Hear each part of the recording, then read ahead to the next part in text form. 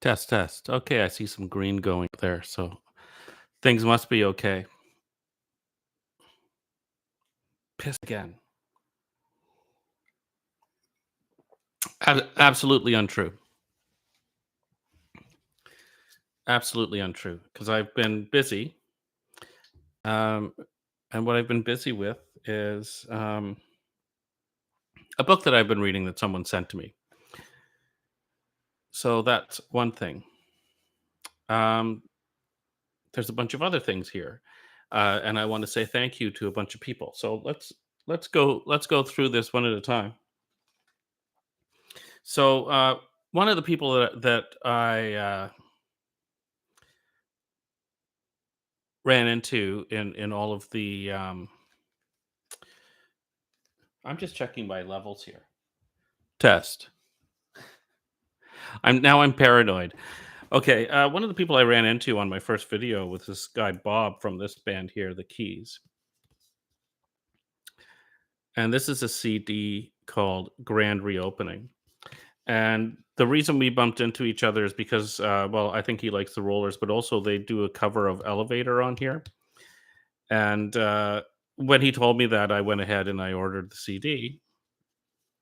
And I have to say that there's some fantastic 80s power pop on here. And this is kind of like what I was alluding to when I was talking about uh, the Rollers in the late 70s leading to the 80s style of power pop. And but I just love some of the stuff on this CD. So I actually wrote to Bob because they do a song on here. Now I have to find it. Herky Jerky Love, which wasn't written by the band, but was written by I think Lane Steinberg, and they heard the demo. This is what Bob told me, and then they decided to do like a power pop kind of version of it. It's a home run. I love it. I've played that song so many times. I played it for my son as well, and he just thought it was fantastic. But there are also so many songs. I like Change of Seasons is also a great song. But if you like Elevator and Ricochet, track down this. And now I think there were only 6 songs on the original EP called Grand Opening, but on this CD you get 20 songs. Now, with all the shipping and everything and the way that I ordered it, it was not inexpensive. But I'm glad I did it the way that I did it because the CD label or record label also sent me a bunch of stuff, right? Promos.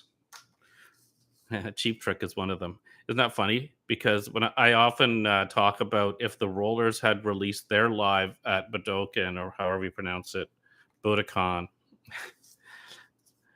Cheap Trick wasn't going very far until they released their live album, and then suddenly they were on fire.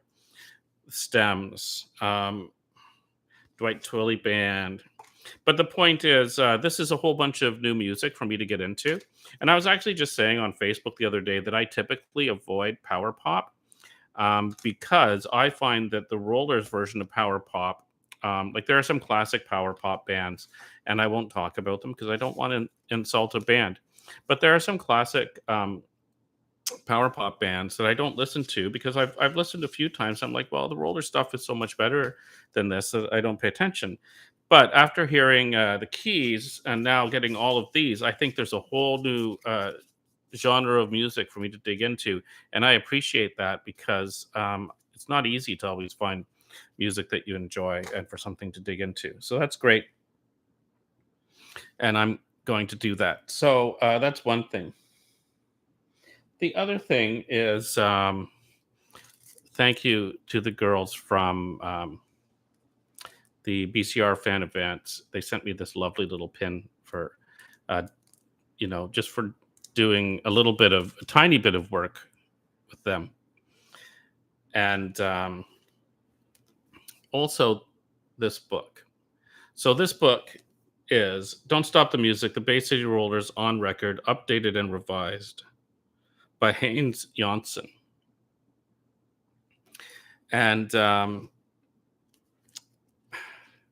generally, this book, among other things, goes through the recording and the dealings with the producers for every single record, including 45s. And I mean, when I say 45s, the original 40s, like songs that were recorded as singles, right? And it really, one thing is that a lot of my theories from the first video I did are kind of proven true by a lot of the interviews in here, which I think is great. Of course, I don't want to be releasing garbage, right? Um, but the other thing is that there's so much more depth to this that I didn't know about until I read this book. And I'm going to give you one piece of depth that I was completely astounded with. And in hindsight, it just seemed so absolutely crazy. But two things that Eric had said and Eric was facing. Number one, Money Honey didn't go directly to number one. And there was a lot of pressure on him in the sense that he had failed because you can't follow up, I guess, two number ones with a number three. And it's just so ludicrous because how many bands can do that? I'm going to name two bands that I know of that can do that: the Beatles and ABBA. Okay, we all know how many huge hits ABBA had. You know, I prefer the Rollers to ABBA. I like ABBA's first single, I think it is. I think it's just monstrously great. But after that, it's kind of like, for me, it's just, but that's just me. I know there's lots of ABBA fans. So that's insane to put that pressure that, see, you did your song, Eric, but it's only number three. I guess you're a failure, right? Writing a number three hit. Never mind the fact that here in Canada, it shot to number one. When the Rock and Roll Love Letter album came out, although it was a bit of a compilation of Wouldn't You Like It and earlier stuff, it replaced the number one album, which was the Bay City Rollers Plaid album, right? But yeah, the other thing was that apparently Eric kind of blamed himself a little bit for the fact that the Wouldn't You Like It album wasn't a runaway success. And I don't know how many weeks it was on the charts, but people felt, I guess, that it didn't live up to the sales of the prior two albums. But like I said in my first video, that falls on Bell and Arista, because he gave them 5 songs that could be chart-topping hits, and they did nothing with them. And I think really what it was is that they knew, listen, if we let Eric write the songs and then we promote them and then they do well, which they're going to do well, we're going to totally lose control of this band. And we can't have that because, they're greedy. They're trying to make money. That's the whole point of the producers and the record label and all of this other stuff. They want the money coming to them, not to the Rollers, right? So fantastic insights here. Even there's stuff about the arguments between band members that I totally wasn't familiar with, but I suspected because I know how producers get in. They like to get into the minds of certain types of performers and all that. Fantastic stuff. Don't Stop the Music, the Bay City Rollers on record. Thank you so much for writing this book, and I treasure this now. And thanks so much to the girls at the BCR fan events. I'm so glad. And the thing is, you would think I would read more stuff on the Rollers, but the fact is, I sit in front of a computer all day, and as a result of that, like I used to work on CRTs and all that, right? Your eyesight starts to go, and publishers like to release stuff with like crappy small font on like acid paper and stuff like that, and I get a headache and then I fall asleep and I don't read it. But that's the other thing I have to say. It's a good, solid publication with, it's just easy to go through. I went through this. I read everything in here about all the albums, including even Breakout, and there's a few juicy details about some of that stuff. I think just very interesting stuff. And it does get into a lot of the later stuff where the band is just struggling, and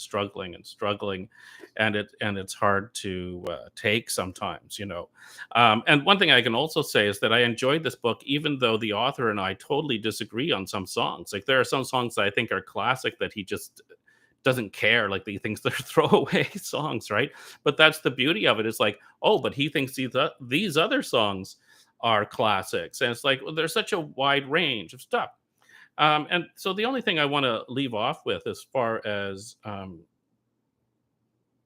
the whole rollers thing, and then what I learned from this, is something that people don't understand, and that is most of the times a band. So I'm not talking about a singer like Whitney Houston or Madonna. A band has a couple good albums in them, and then they're going to get fans, and they will listen to other albums that may not be popular with people at all, but they're going to have fans that will be there. You know, um, there are some bands that go beyond that. The Beatles, right? I would say the Beach Boys, but their album capacity was actually very limited early on. Their early albums had one or two good tracks, and the rest was throwaway. But they did write good songs for a long period. The Ramones did several great albums, but the Ramones, they knew, if we can't really change too much, or we're not going to be able to make good albums anymore. So they learned essentially from the Bay City Rollers and other bands, don't change, you know. But they were happy with it. But it was a job. But yeah, a band only has a few good years in them to cultivate that, sound. And you see and hear that the producers are just getting in the way, step after step after step. Clive Davis is getting in the way, step after step, and somehow they still managed to release a few great pop albums, and then they did their independent stuff. But there's also details about which songs did Clive say they should do, right? One of them apparently was Love Power, which I think was a little bit of a miss. Like, I don't even really love the original. I don't like any version of Love Power, right? So I think that was a bit of a miss. But hey, maybe someone loves that. I don't know. So very insightful. It proved to a lot of my theories in my first video, which was that the band played limitedly on their first album, played a lot on their second album, and from then on they were playing, and they were augmented with string sections and stuff like that, but they were not replaced. So I really appreciate that. Great book. I highly recommend it to any Bay City Rollers fan. I don't know how easily available this thing is. I know I did read from it that obviously the first version was very hard to get a hold of. So I hope people can find it. And I think that really puts an end to things for me. I did like reading that the producers, when interviewed in the book, were saying no, they were competent musicians. Like, we didn't have a lot of problems with that. Like, were they as good at session musicians? Well, who is? Like, have you ever seen Japanese session musicians for Nintendo? They're out of this world. Like, it's nuts. It's a special skill. But no, they were talented musicians. We all know that. I've been saying this now for years, and the producers like, no, there's no problem with that. And also, they do great harmonies. And I didn't mention that before, but it is mentioned in here with the songwriting and the harmonies. That's actually the hardest thing to do. It's harder than doing guitar solos. Doing harmonies is just, especially if you didn't grow up going to choir, it's very challenging. So yeah, I think that puts a nice exclamation mark or period on all of my videos. I really, really appreciate this book, and it helps me now to relax with some of the BS that went on in my uh, in the comments in my first video. No, you're wrong, and you can just read this and you can hear what the producer said. So thanks for watching, and yeah, putting a period on these videos, I think, is really good. And I'm happy that the period or exclamation mark says, yeah, generally what I was saying is very much true, and it's all contained in this book. Thank you very much. Have a good night.